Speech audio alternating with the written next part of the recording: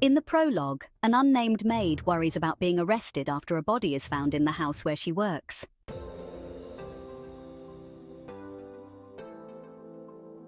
The story behind this incident begins as Wilhelmina Millie Calloway interviews for a job as a live-in housekeeper for Nina Winchester, a rich middle-aged woman.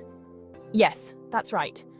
I'm looking for someone reliable, someone who can handle the responsibilities of maintaining such a large home.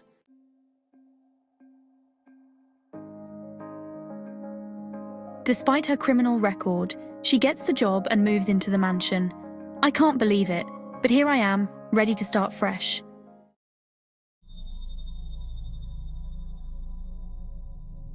She's given a tiny room in the attic that only locks from the outside and has a window that doesn't open. Unnerved, Millie requests a key, which Nina gives her along with a new phone. Thank you, Nina. I appreciate the key and the phone. It makes me feel a bit more secure.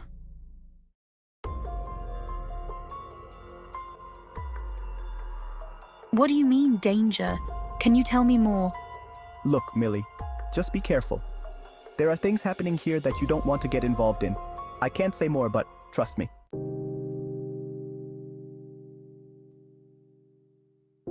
Hi, I'm Millie. It's nice to meet you. Millie, this is my husband Andrew and our daughter Cecilia. Welcome, Millie. We're glad to have you here. Thank you. It's a pleasure to be here.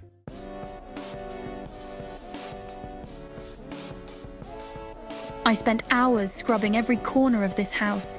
It's unbelievable how dirty it was. And then I had to fix dinner. What a day!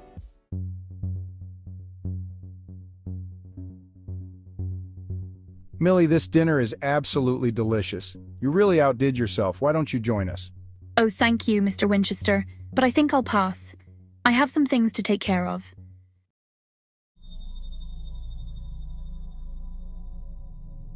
Why won't this door open? Come on, come on. Okay, stay calm, Millie. Just stay calm. Phew. But why do I feel like something bad is going to happen?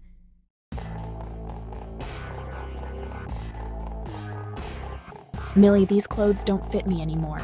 You should have them. And please, call me Nina. Oh, thank you, Nina. That's very kind of you. Millie, what did you do to my kitchen?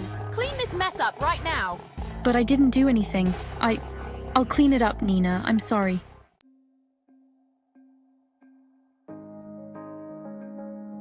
Cecilia is a spoiled, bratty child. The only tolerable member of the family is Andrew, who is kind and appreciates everything I do.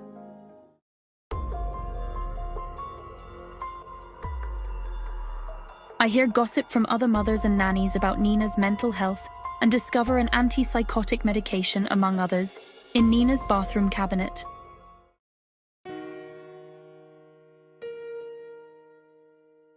In addition, I learn that Nina spent time in a psychiatric hospital after trying to kill Cecilia when she was a baby.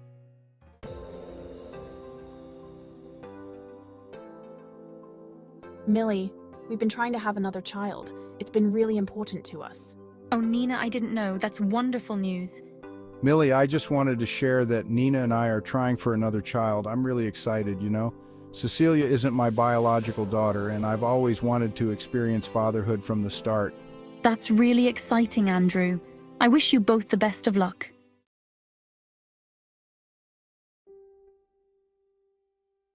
Millie, we got some really bad news today. The fertility specialist said Nina can't have more children. Oh no, Andrew, I'm so sorry to hear that. It's devastating, Millie. We had such high hopes, and now it feels like everything's falling apart. I can't imagine how hard this must be for you both. I'm here if you need anything.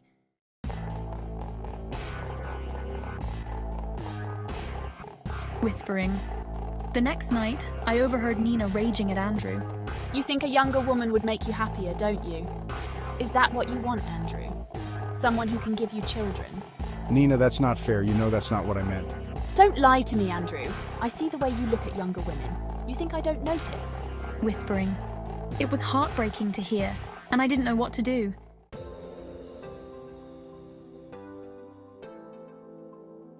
Millie, could you book some tickets to a Broadway show? I think it might cheer Nina up. Sure, Andrew, I'll get right on it. Oh, Millie, I forgot to mention. Here are the dates for the show. Thanks, Nina. I'll make sure everything is set. Millie books the tickets, but as the date approaches, they realize Nina gave her the wrong dates and can't go.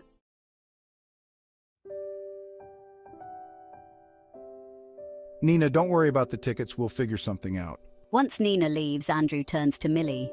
Millie, would you like to use the tickets? I mean, it would be a shame to waste them. I appreciate it, Andrew, but I don't really have anyone to go with. How about I accompany you then? It could be fun. They decide to go together and end up having a great time. Afterward, they drink too much at dinner and decide to stay at a hotel in the city overnight.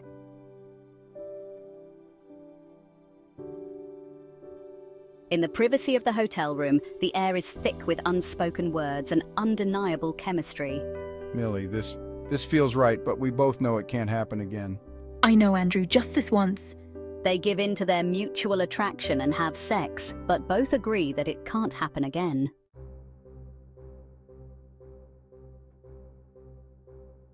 However, I soon realized that Nina knows about me and Andrew. Millie, you think you can get away with this? I know everything. And you know what? I'm going to make your life hell.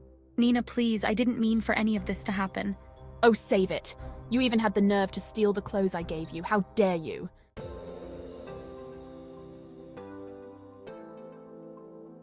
Millie, listen to me. I have feelings for you. Nina, you need to leave now.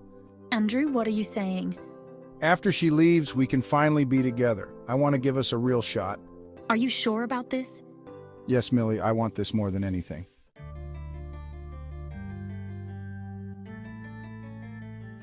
Enzo, you're fired. You hang around this house way too much. Andrew, what are you talking about? I've only been trying to help. Andrew, this isn't fair. Enzo has been nothing but supportive. My decision is final. Enzo needs to go. Fine, if that's how it is, but remember, Millie, be careful.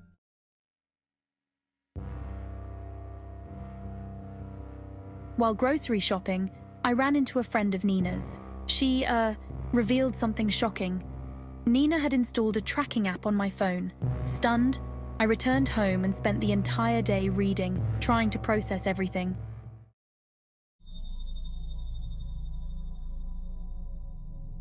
Then, I received this phone call from a blocked number. The voice warned me to stay away from Andrew. I assumed it was Nina. Feeling uneasy, I started packing my things to move into the main house. Just as I was finishing up, Andrew came home.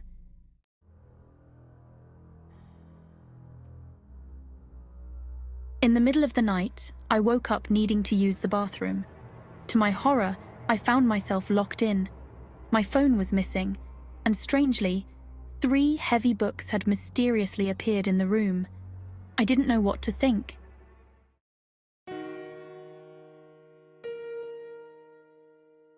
It all started years ago.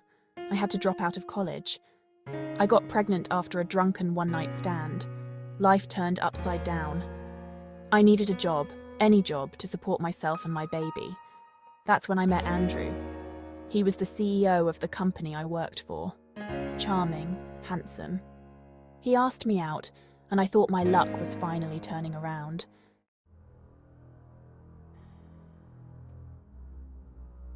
Our courtship was like a dream.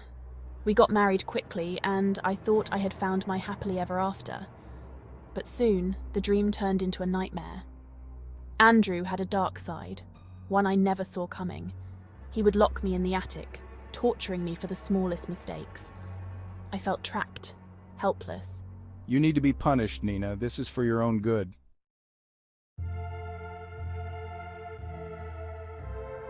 The worst came when he drugged me and our baby, Cecilia. He placed her in the bathtub and made it look like I did it. I was blamed, labelled as delusional, and thrown into a psychiatric hospital. No one believed me.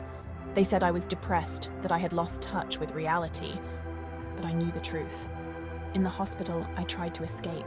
I had to get out. That's when I met Enzo. I told him everything, and he revealed that his sister had been in a similar situation. She didn't make it out alive. I can't let that happen to me. I have to find a way to survive, for Cecilia and for myself.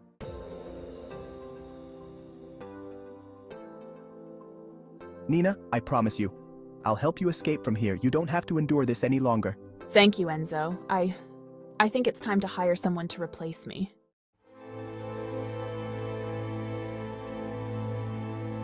I found Millie, and through a private investigator, I discovered something shocking. Millie was in prison for murder. Back in high school, she killed a boy who tried to force himself on her friend. Millie's pretty face belies a long history of violent retaliation against those who wronged her.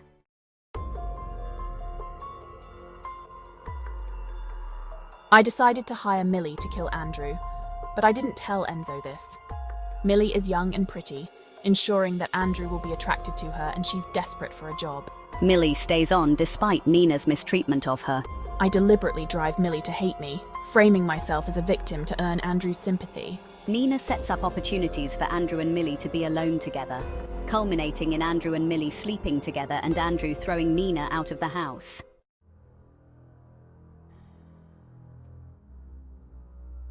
Millie, you will balance these heavy books on your stomach for 3 hours. This is your punishment for not replacing the books you read.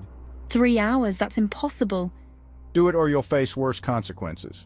Millie tries her best, but she falls short by a minute. You failed. Start over. As Andrew opens the door, Millie seizes her chance. Take this. She pepper sprays him with a bottle Nina left for her in the room. Now it's your turn. Millie steals Andrew's phone and locks him in the attic, turning the tables on him. Let's see how you like it.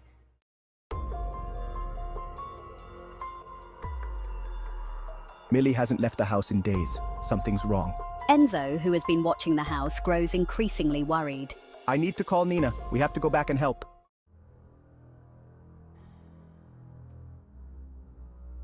The house is empty. Where is everyone?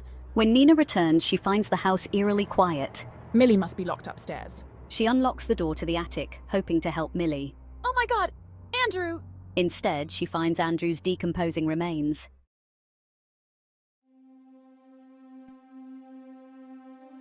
I locked Andrew in for almost 6 days. Millie, you need to leave, now. But I can't. If they find out, I'll go back to prison for life. I don't want to go back. Millie, listen to me. You have to go. This isn't your fault. I tricked you into doing it. Please, just leave. I can't. I don't know what to do. Go, Millie. Go now before it's too late.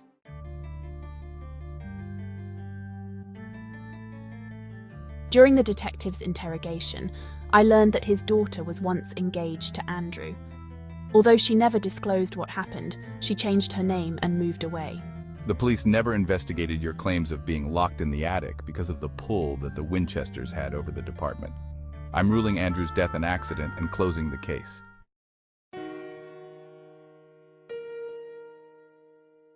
At Andrew's wake, Evelyn Winchester, Andrew's mother, revealed to me that she disciplined Andrew as a child in a similar manner to how Andrew tortured me.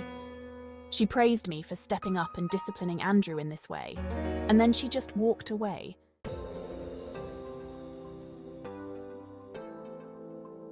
Cecilia and I moved to California, while Millie lived off the money that I sent her after Andrew's death. Almost a year later, I interviewed for a job at another household with a woman to whom Nina recommended me.